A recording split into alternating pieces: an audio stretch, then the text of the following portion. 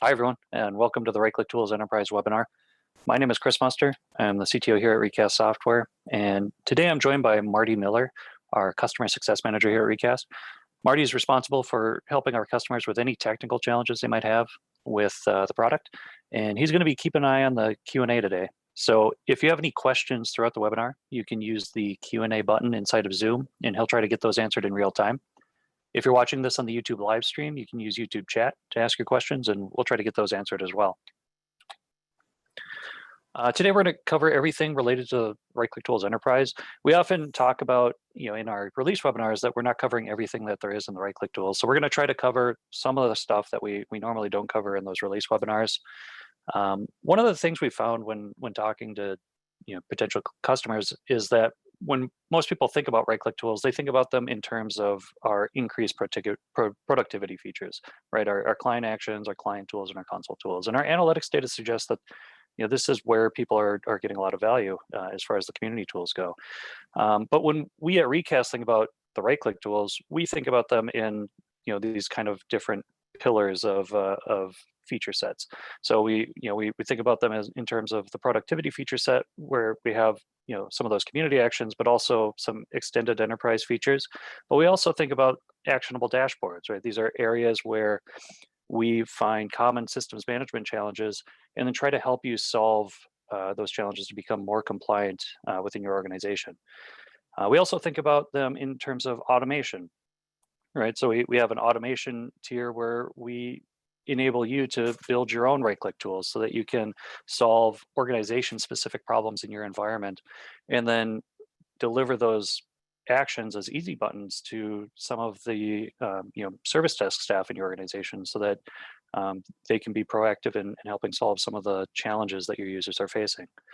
We also think of them in terms of kiosk-style devices, right? Kiosk devices are typically low value, but high impact in terms of the effort that is required to configure them, right? Oftentimes, a kiosk fleet might take up maybe 10% of your overall device count, and yet you're spending a lot of time configuring these devices and making sure that they're locked down in just the right state. So we have a set of tools related to kiosks that try to lower the bar to making these actions happen. And then we have this enterprise ready tier where it really almost sits below all of these other tiers because it enables all of those actions to become more effective in your organization, right? We have the ability to schedule tasks when you're running your automation platforms. We have the ability to control permissions of which right-click tools you're able to run, and scope users to only be able to run actions against specific devices and maybe a different set of actions to other devices. And this enterprise ready tier is really focused around Recast Management Server, Recast Proxy, and Recast Agent. And it enables you to do things like hit untrusted domains or workgroup devices and work in that zero trust model.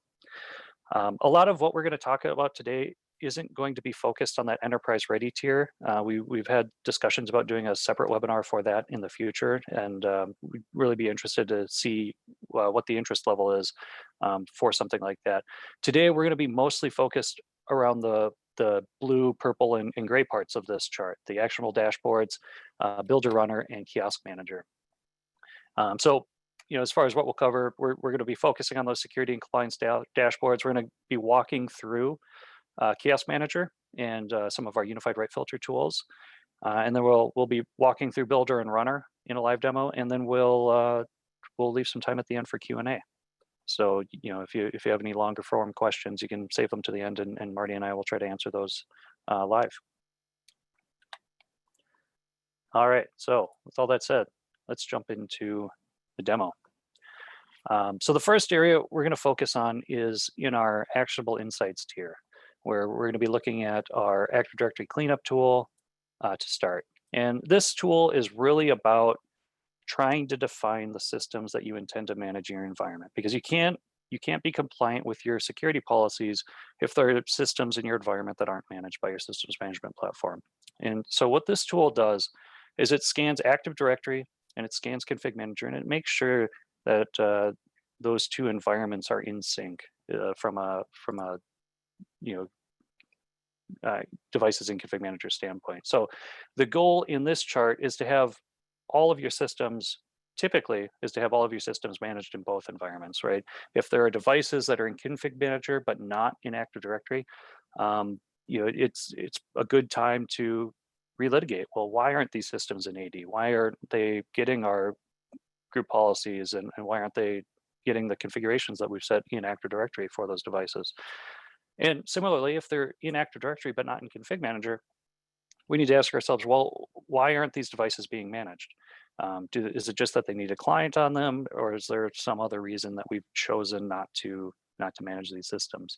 And so we can see in the middle here, we have a pie chart kind of breaking down those different states that we talked about. We have devices that are only in config man. We actually don't have any in our demo environment, but we do have a bunch that are only in Active Directory here. And if I click on that, I get a list of all the devices that are in Active Directory but not in Config Manager.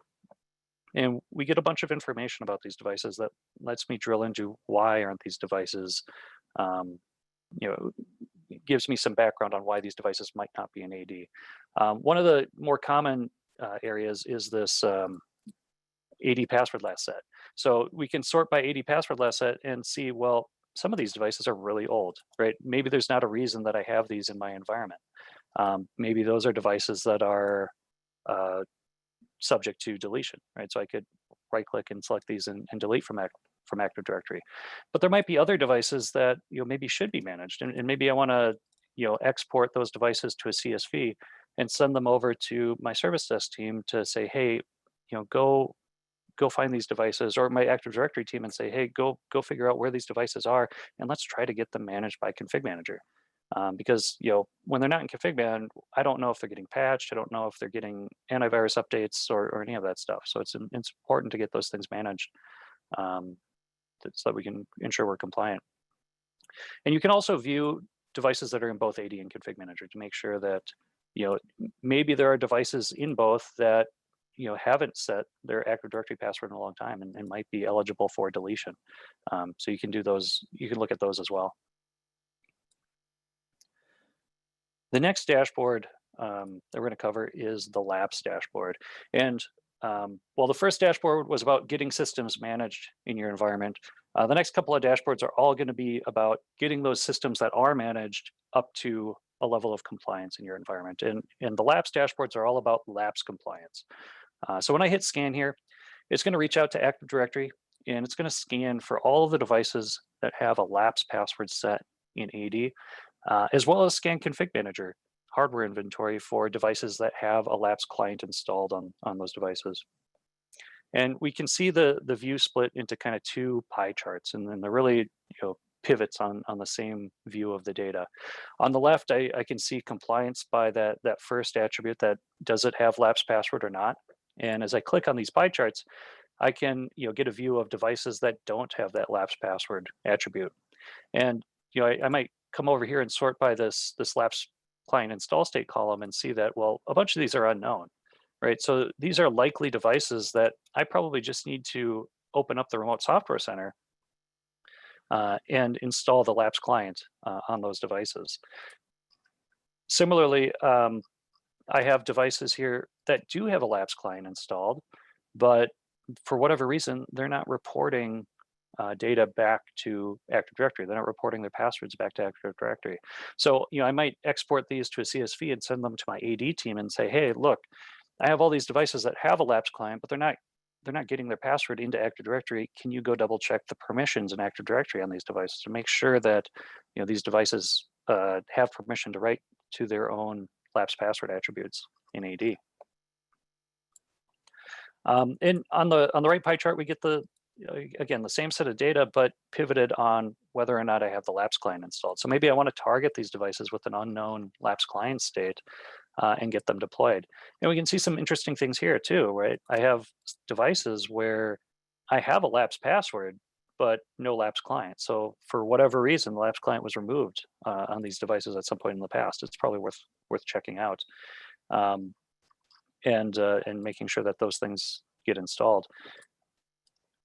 And you can do other other interesting actions here too, right? I mentioned the remote software center. So if I have devices that are missing that lapse client, I can launch that and get that installed.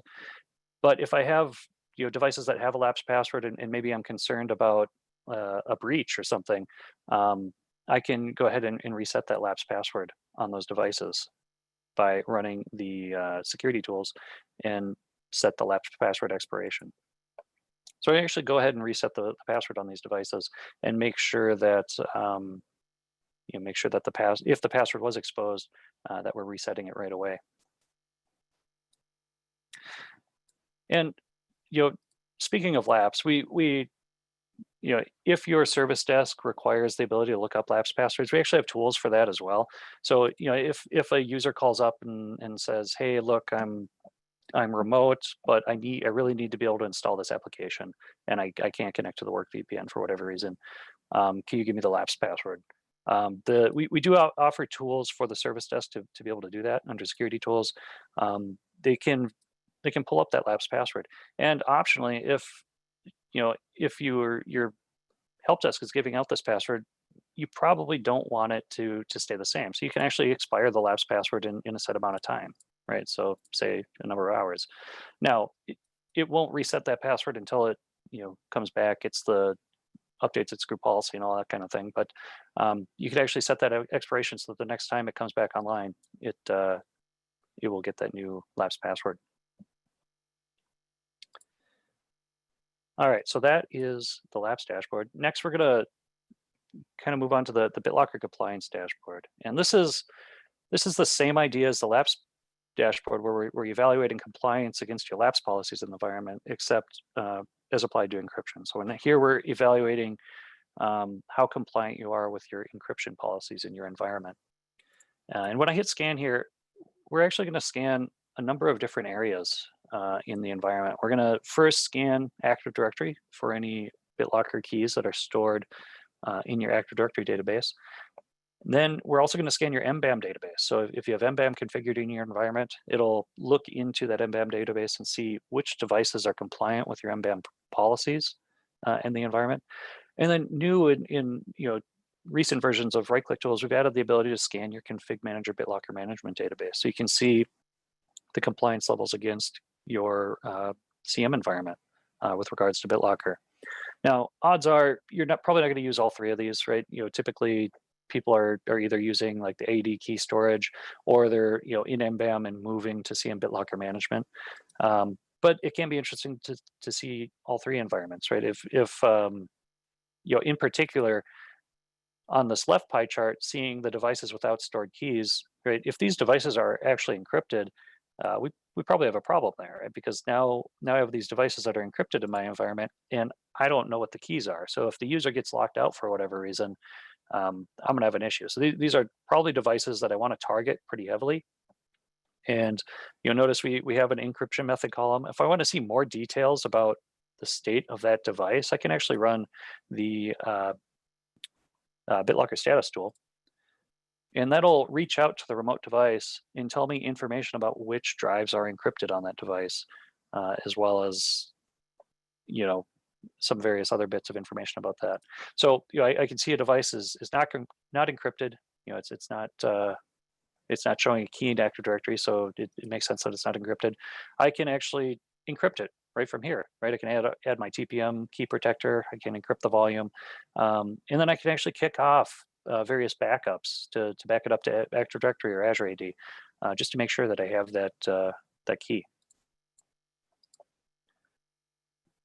Similarly with MBAM, I get a view of a similar set of data, but pivoted against the MBAM database. So I can see, various MBAM compliance states, various CM Bitlocker management compliance states, as well as, if this device is encrypted and which encryption methods it's encrypted with. So I get all sorts of information here.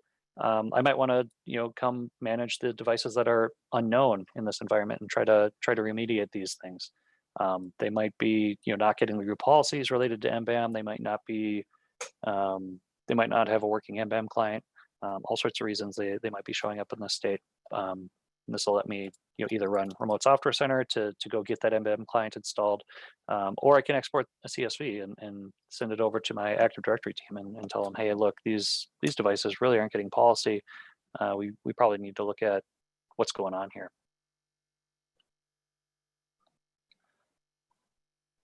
All right, the next dashboard we're going to talk through quick is the Content Distribution Monitor. This dashboard is really about getting content out on your DPs, and it's kind of loosely related to compliance in that, if your content isn't out there, you can't really deploy your updates and that kind of thing. So it's really just a high level view of, all right, what content is on my DPs and if there are any failures in the environment. And I can click on the chart just like any of the other charts and see specifically, what content has failed in my environment. I can actually right click on this and view content status if I want more information about this particular package that's on the DP, or I can just redistribute or validate the content on that DP if I want to kind of refresh the information that's available here. On the right, as I click through some of these different DPs, this will change to reflect the distribution point that I've selected. So, we can see various bits of information about the DP, like is it HTTPS enabled, multicast enabled, pure DP, just some useful information about the DP. And I can actually kick off a redistribution of all failed content transfers across all these DPs by clicking this button. So if I don't want to investigate why things are failing, if I know that, hey, this DP was down at some point, I don't need to go investigate. I just want to try everything again. I can click that button. The last dashboard that we're going to talk about today is the software update deployment status dashboard. And this is really about compliance against your software update policies and trying to make sure your devices are getting the updates that you intend to deploy in your environment. And again, we're given kind of two views into our software update compliance. On the left, we have a device level view where we're saying which devices are compliant, non-compliant, or unknown with our intended policies. And then on the right, we have kind of a pivot of that view where we're breaking down the updates by category and showing which updates are non-compliant and then which systems are non-compliant with those updates. So I'm going to start with this left pie chart. I'm going to click into this red column. Obviously, we have some work to do in our demo environment because we have 11 non-compliant systems. And I get a list of all the non-compliant systems in the environment. And I can actually drill in and view which updates that this device is non-compliant with, and as well, get some release notes about that update, see some various bits of information about that update. Just get a high-level view of everything that's wrong with a particular device in the environment. If I've decided that this isn't acceptable, I got to go and fix this, I can actually select these devices, right-click and tell it to install missing software updates. And that's going to bring up our Remote Software Center again, pointed at that Install Software Updates tab. And it's going to show us a list of all of the updates that are available in Software Center on those devices. So I can see the name of the update, how many devices need that update. If I click here, I can get a link to the KB article, just a lot of information about the updates and what's available to them. And I can expand it and drill in and see, what the state is of some of these updates. If I want, I can select them and actually kick off an install of those updates too.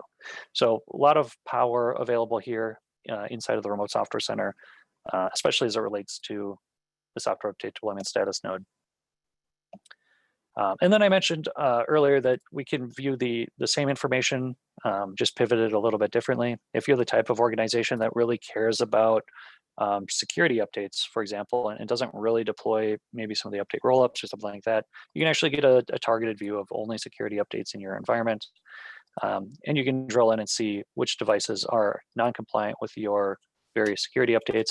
And you could actually do the same actions from the nested menu as well. So if you decide, well, I really want this update to be installed, I can right click on the devices underneath that update and launch the Remote Software Center and start making sure that update gets out there. So that's the the software update deployment status dashboard. Like all the other dashboards, we have this export to CSV column. So if you're not the person managing updates in your environment, you can send that over to your to the person who manages WSUS in the environment. You could also limit by software update groups. You can limit to only deployed updates, and you can limit this left pie chart to pick updates that are older than a certain number of days. If you just pass Patch Tuesday, it probably doesn't make sense to look for updates that are 0 days old. You probably want to get to last month's updates to see how compliant you are, because you haven't had time to deploy those updates, as well as choose which categories you want. All right, next we're going to switch gears a little bit, and we're going to jump into Kiosk Manager. As I mentioned before, Kiosk Manager is all about trying to simplify some of these lower value but kind of higher work devices in your environment.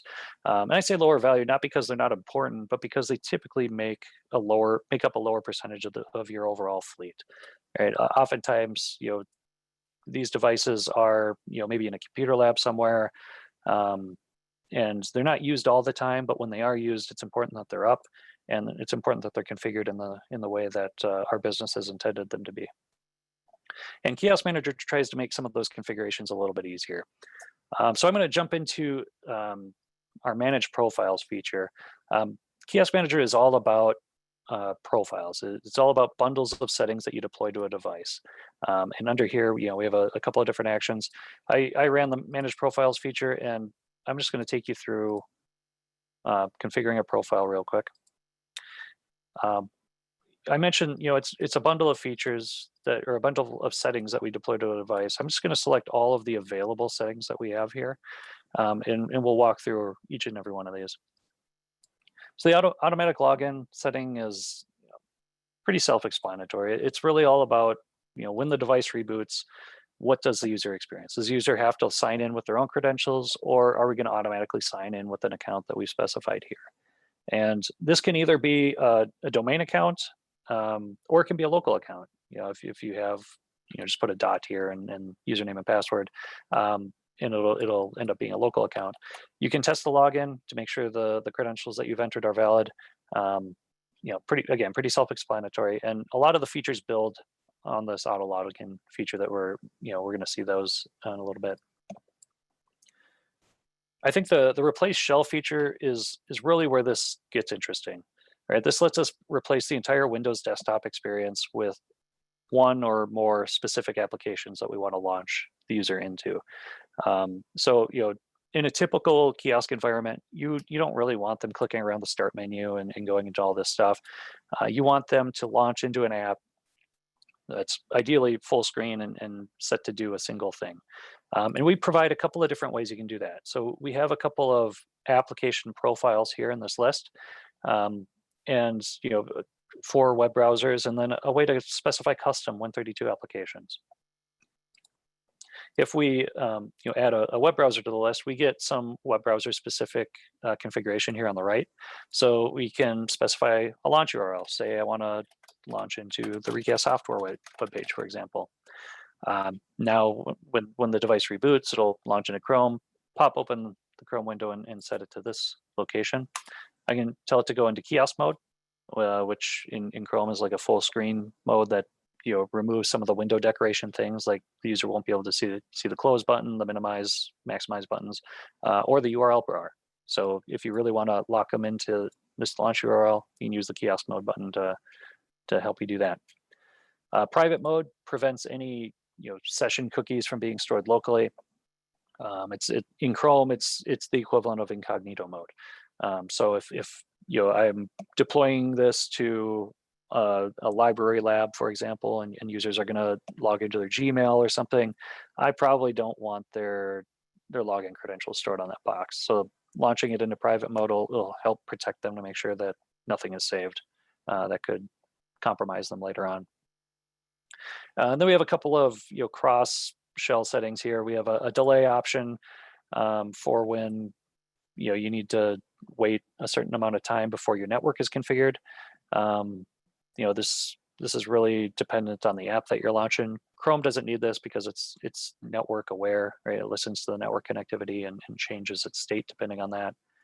You can choose to launch, maximize, minimize, hidden, or a normal window style. This is like, if you want to launch it maximized, it'll look like that. Minimized, it'll be, down in the notification area, or the start menu area. And then you can choose what happens when the user closes the app, or if the app were to crash. You can either, have it do nothing and just kind of sit there. You can have it try to relaunch the application, which is what I typically see people doing, or you can have it restart the computer if the app really needs to kind of start from a fresh state every time it's closed. You can have it just reboot the entire machine. The rest of these internet browser settings are very similar, so we're not going to go through all of them. I'm just going to jump over to the 132 application here, just because it's notably different from the others. In this, you can specify the path to the executable that you want to launch. One thing to note is that the Kiosk Manager will not install the apps on the device. It does require that you've already installed those apps. So if you try to deploy a shell, a Kiosk Manager profile, and it does not have the app installed, it'll just show an error, and you'll have to go in and install that app to make that work. But here you can specify the path to the app. You can specify any arguments to make that app launch in the state that you want it to.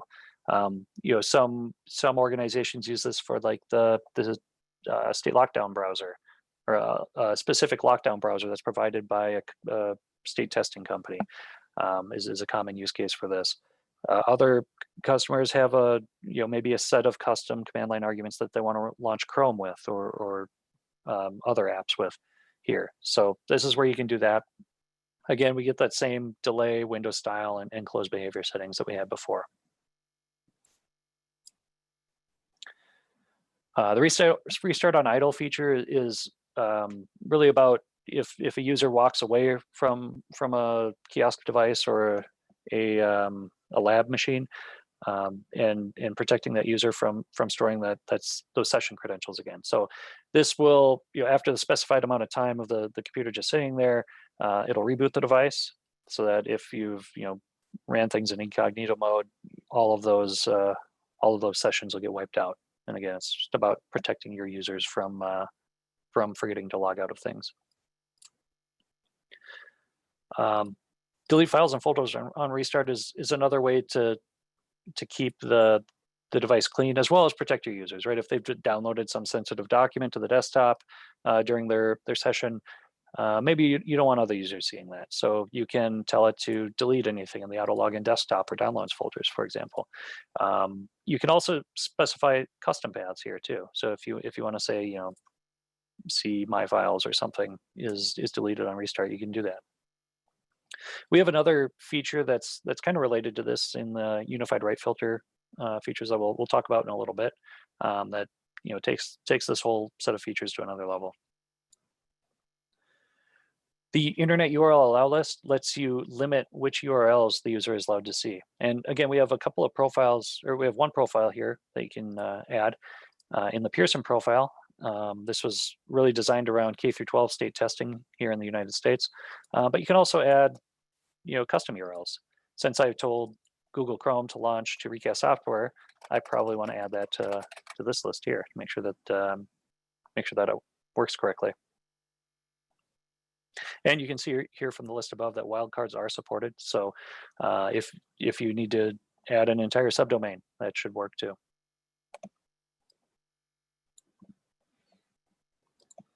Disable keyboard keys lets you remove certain keyboard keys from functioning. This is, we like to use the example of preventing control alt deletes, right? If you don't want the user to hit control alt delete and break out into Task Manager, or try to alt tab out of things, you can try to lock things down even more specifically to disable that functionality for the user. Or if there's other shortcuts here, we have quite a long list of things here that you can prevent mischief with. And finally, audio configuration. If you're doing a state test or something, you probably want this as low as possible. If you're putting this out in the mall and you're trying to do a digital sign that grabs attention, maybe you want to pump the volume up or something, but completely up to you.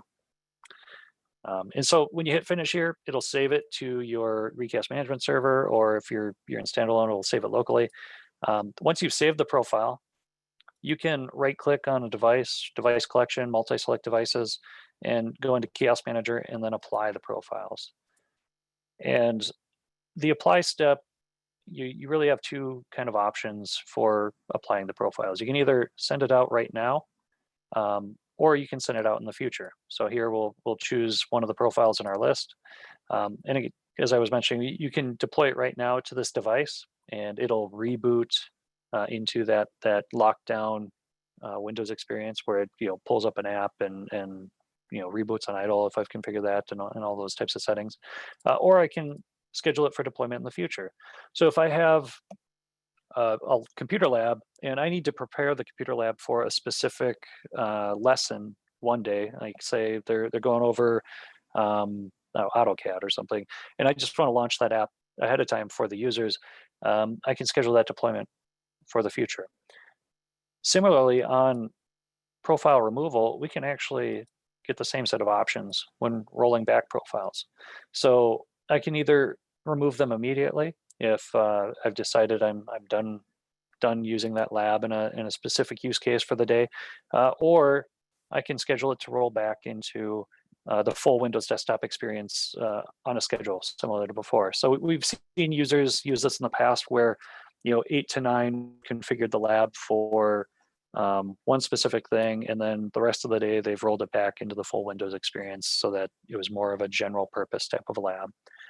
Or for state testing is a common use case there.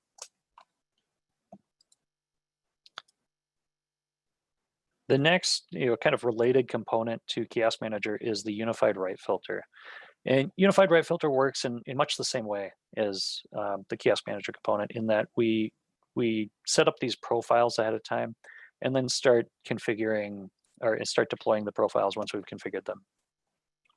So I'm going to run our unified write filter profile wizard here. And it's going to give me a list of profiles. I'm just going to create a new one here and hit next. And the configuration is relatively simple here. So we have a profile. Up here at the top, we have, well, take a step back further. The unified write filter is a feature in Windows 10 that lets you kind of lock devices into a specific state. So when I've installed all my applications, I've configured the device just the way I want it, I can use the unified write filter to lock it into that state so that every reboot, any changes that are made to the device get wiped out. So if the user is saving documents on the desktop, if the user is making changes to application settings, the unified write filter will let me wipe all of those settings the next time the device restarts. So it can help make troubleshooting labs a lot easier because you're one reboot away from getting back to your known good state.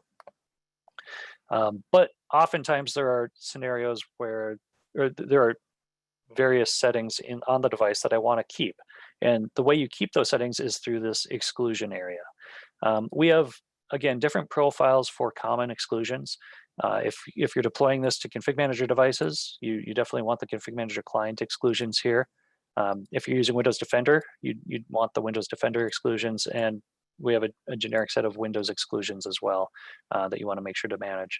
But if you have other exclusions too, like say you tell all your users to save their documents in a specific path and you want them available on the next reboot, you can add custom file and registry exclusions here, just like that. Down here at the bottom, we have some more advanced options. So when you're saving the as the device is being used, it actually saves the changes to a temporary storage location, and you can either configure that storage location to be in memory. If your devices have a ton of memory, that might be worthwhile because it'll be a little bit faster. But typically, we recommend saving those to disk, and you can kind of choose how much space you want to make available for those devices to store that temporary storage. Make this as big as you need, but not too big. You don't want it to let users fill up the drive or anything like that. We start at 2 gigabytes as a kind of a default. And then once you've configured these profiles, it's just a matter of applying the profile to the device. Now, we do require that the unified write filter feature is installed before applying it. So you can use the install unified write filter action to make sure that it gets installed. or if you're using OSD, you can use DISM to install it at OSD time. But we'll just walk through the apply profile process real quick. And you'll see that it's exactly the same as Kiosk Manager. We have the option to deploy it right now or deploy it at some point in the future. The nice thing about unified write filter features compared to some of the other kind of lockdown features that you might see in other products is that Config Manager is fully write filter aware. So when you're making software update deployments, when you're making application deployments, the Config Manager client knows if this device is locked down by a unified write filter, and if so, it'll change its behavior based on the settings you've set on the deployment. So you can either have the device reboot right away into an unlocked state to apply your changes and then reboot back into the lockdown state.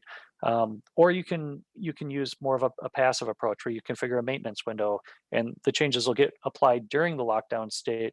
But then during that maintenance window, it'll reboot into the unlocked state and persist the changes that you've made in Config Manager and reboot back into the lockdown state. In other platforms, you have to kind of manage that orchestration yourself, whereas Config Manager is aware of it, and you can delegate that feature to Config Manager. All right, the last bit that I'm going to cover today is our automation platform in Right-Click Tools Builder. And where I see a lot of value in Builder is in solving organization-specific problems that probably aren't going to be solved by the Right-Click Tools developers themselves, right? So, say your service desk is reporting, a 20% increase in the number of tickets related to, corrupt group policy stores or something, and you want to provide an easy button for your service desk to go and fix that.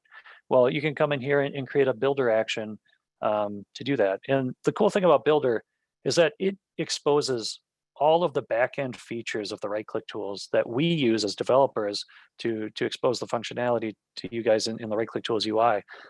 It exposes all of those to you to use them in your own custom set of actions. And there's a ton of actions in here. There's almost 500 different types of actions that you can use to create these custom actions. And I'm just going to go over this example real quick. It's a fixed encryption method action. So the scenario here is we've just imaged a bunch of devices with our new Windows 10 task sequence, but we've forgotten during the operating system deployment phase to set the registry key that sets the encryption method to XTS256, and it encrypted with the default value of AES128. So we have all these devices out in the environment that have this wrong encryption method, and we need a way to go ahead and fix that encryption method. And we've decided it's in our best interest to let the service desk schedule some time with the user, and we want to provide an easy button for them to schedule that time and then monitor the process as the encryption method happens, or as the re-encryption happens. So we've created this Builder action. Everything in Builder starts with the start node. All of the actions must come out of that in some way. And we can see that first step is we stop the MBAM service. We don't want the MBAM service to try to fix what we're doing while we're decrypting and re-encrypting and all that stuff. So we stop the service, and then we decrypt the C drive using our Bitlocker decrypt volume step here. Next, we run a PowerShell script that sits there and monitors the progress of the Bitlocker status. It through and says, all right, what percentage am I at? Reports those results back up to the Recast management server and back down to the Right-Click Tools themselves. And it just sits there and waits for it to complete. Next, we have we set a registry value to override that default encryption method that I mentioned. So we set it to an XTS256 value instead of the default AES128. We can see clearly it's value 7, which makes sense to us. And then we add our key protectors, our TPM key protector, and our numerical password key protector to make sure that the Bitlocker key is protected on the device. And then we run our Bitlocker encrypt volume step, and when it's finished, we go ahead and send an email to let us know it's done. So when we've built this action, we've tested it, and now once it's built, we can actually give the action out to our service desk users. And the cool thing about Builder is that the users themselves don't need actions to the actions within the Builder action, right? The users don't need permissions to run the decrypt volume and encrypt volume step. They only need permission to run the fixed encryption method step. So they won't have any access to the intermediate actions within the step, but they'll have access to the overall workflow that I've designed as the right-click tools administrator. And to kind of show you what that experience looks like, I'll come in here and I'll go into right-click tools runner. You build stuff in Builder, you run stuff in Runner. The Runner UI again looks very similar to the Kiosk Manager UIs, and we can see we have a lot of those same actions that we see over here on the left of RCT Builder. And I can select the action I'm interested in, fixed encryption method, hit next, and then I can choose to run it immediately, or I can schedule it for sometime in the future, right? If my service desk has determined that, yeah, we're gonna, you're gonna leave your laptop on, from 1 p.m. till the end of the day, we can go ahead and schedule that for 1 p.m.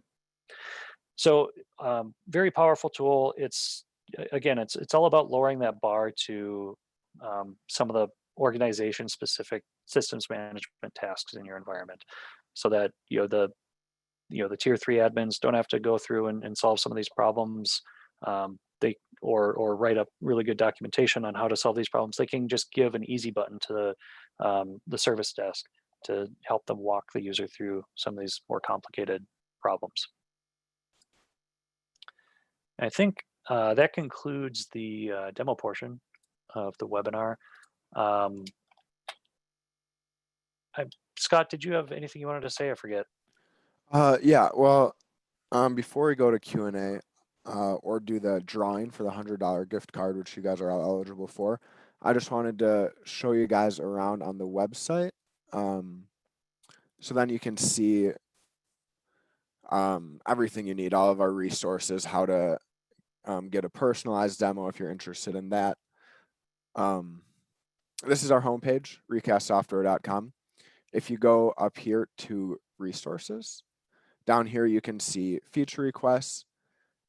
Documentation is where all of our technical documents are, written by Marty, and you can find a bunch of helpful resources there.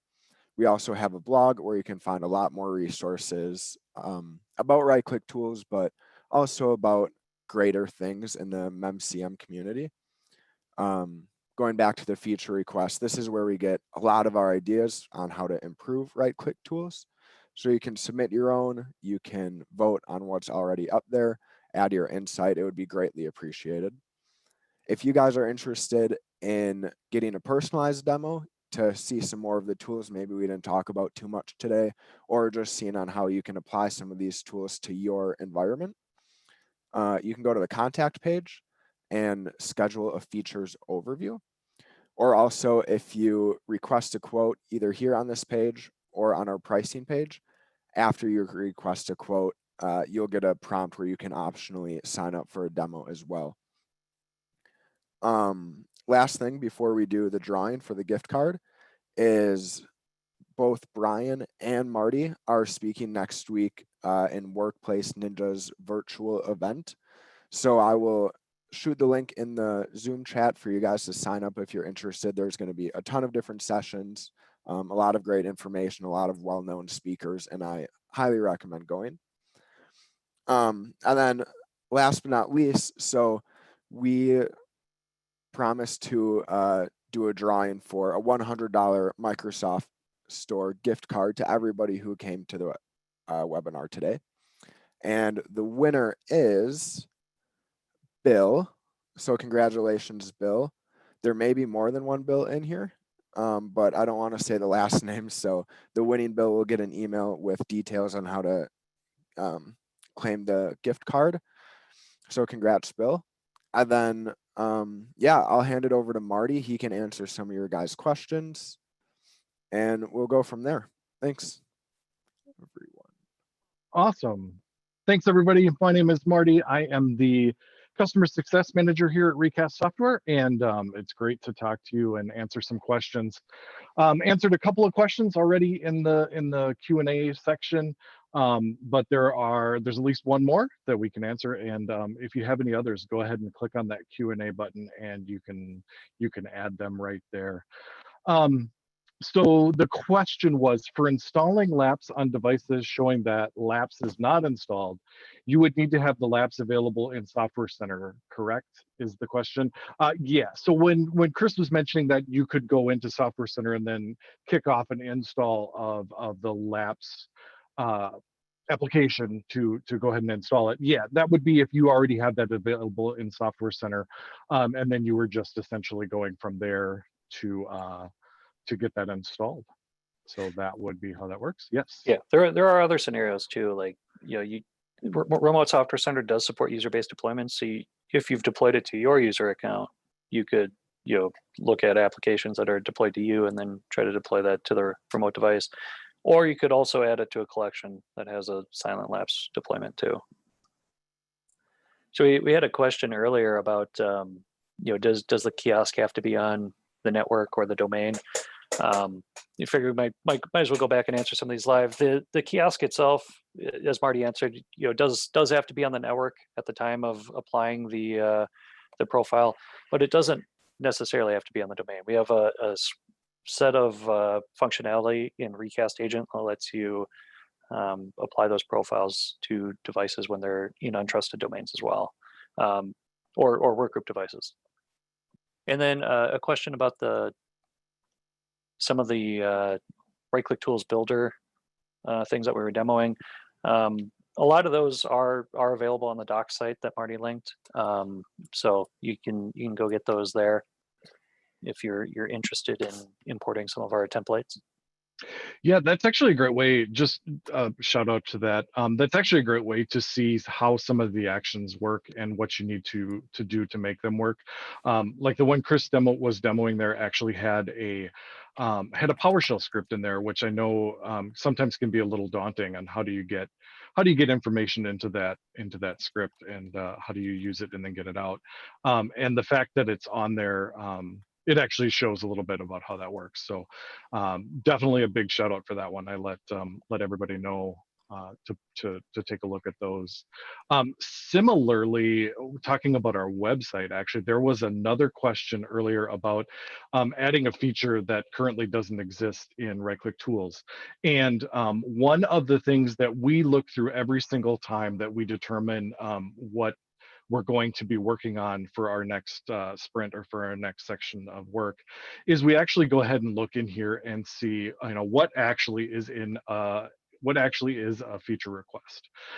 So if you look right here, there is actually one for being able to view Bitlocker Compliance for keys stored in Azure AD. If you think that's important to you, that would definitely be something that you could go ahead and vote on. The more votes that things get, the more important that we can see they are potentially for our users. Credentials are being used to execute all of these remote actions. So that is a really wonderful question. Thank you for asking that question. So there are a couple of ways that which credentials are being used and how actions work. Generally, out of the box, when you get right-click tools and you install it on your computer, by itself, what's happening is it's actually using the credentials of the user who's logged into the ConfigMgr console to do its actions. So it's actually doing it as the user who's logged into the ConfigMgr console. There are some ways that we can actually have it use a service account potentially. And the way that we do that is by adding in a recast management server. And what we call a recast proxy. So essentially, the actions then go from the console to the server, and then the server sends them to the proxy to actually do the actions then as that service account. So that's one additional way we can do it. There is also an additional addition, I guess, to that, where you can actually have things run with what we call a recast agent. Now, Recast Agent is a tiny little piece of software that we actually have running on your target computers as think of it. I kind of think of it as a right-click tools client, but that is a system process that's running essentially. So when we send commands to it, it actually then runs using that agent, using that system account. So you actually don't necessarily need to have local admin in order to run actions against the device if you have Recast agents set up. That being said, not all actions run under agent right at the moment. We have some documentation and some blogs about what things will work and what things don't. But it's definitely a way that you could look at doing things using some different credentials as well.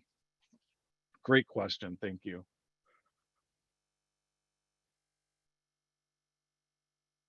We'll give you just another couple of minutes or a minute or so. Yeah, and on that credential piece, that's we talked a little bit about the idea of doing a separate webinar for that. Those are the types of things that we would cover in that additional webinar if there's interest.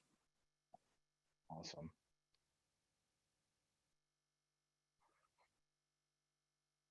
All right.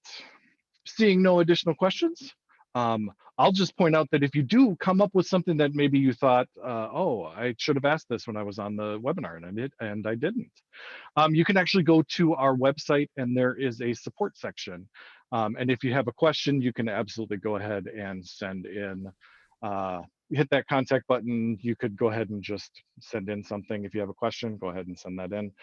Or if you want to leave a message for one of us, or if we are available for chat, it'll pop up in that bottom right there. That being said, let's go ahead and I'll send this back to Scott. Thanks, Marty. That was great. And thank you, Chris, as well. And thank you, everyone, for coming.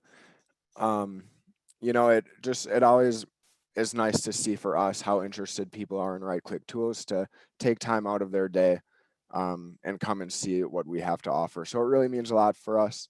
Thank you guys for coming. We hope you enjoyed it as much as we did. If you need anything from us, you know where to find us on Twitter, on our website, and we'll get back to you. So thank you, everyone, for coming, and I hope you all have a wonderful day. Thank you.